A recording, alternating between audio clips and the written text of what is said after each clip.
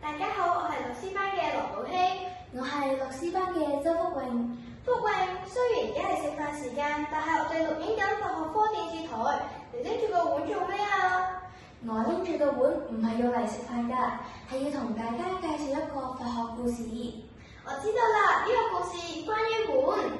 你真係聰明啦！我哋平時食飯用嘅碗係用瓷器做嘅，而故事裏面嘅老人家用嘅係木碗。咁你又知唔知點解啊？我真係唔知點解喎。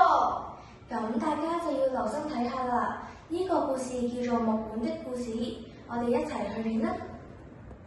木碗。有一個身體好弱嘅老人家，同個仔同新抱，仲有一個4歲嘅孫一齊住。老人家成日都手震，老眼昏花，仲企都企唔穩。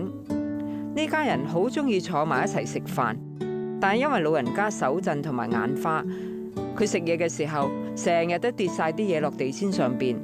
飲奶嘅時候呢，亦都因為捉唔穩隻杯，而令到啲牛奶飛到四周圍都係。食一餐飯可以搞到餐台亂七八糟，個仔同新抱呢都要幫佢執手尾。個仔同新抱都開始唔耐煩啦，所以佢哋響飯廳其中一個角落就準備咗一個位俾老人家可以自己一個人食嘅，唔需要同大家一齊食啦。為咗避免老人家再打爛碗碟，佢哋又準備咗一隻木碗俾老人家用。老人家每日都含住眼淚自己坐喺度食飯。當佢食到啲嘢跌晒出嚟嘅時候，個仔同埋新抱又響度抱怨，而佢哋嘅仔響旁邊就見到晒所有嘢嘅發生。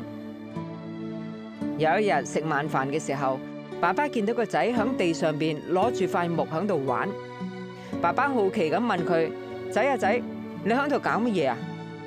呢個仔咧好天真無邪咁答：我要幫你同媽媽做一個木碗，將來我大個咗就等你哋有得用。仔仔繼續咁樣響度玩，而呢對父母聽咗個仔嘅說話就呆咗，對望咗一眼，亦都忍唔住流出眼淚。第二晚，爸爸就將爺爺扶翻去佢哋嘅飯台，一齊坐喺度食飯，而太太呢，亦都好有心機咁樣為爺爺準備食物。個老人家響世界上最後嗰段日子，雖然佢食嘢依然係食到亂七八糟，但係呢對夫婦冇再抱怨過。朋友，我哋點樣對自己嘅父母，將來我哋嘅仔女就會點樣對我哋。小朋友嘅觀察力係特別強，有樣學樣，所以父母用自己嘅行為去教仔女，勝過千言萬語。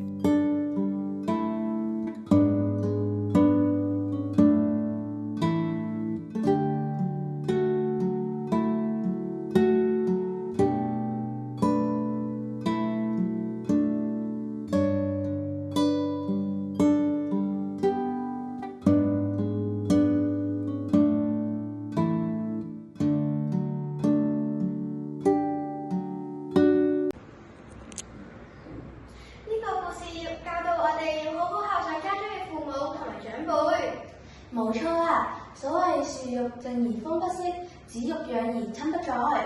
隨住我哋慢慢長大，父母嘅年紀都會越嚟越大。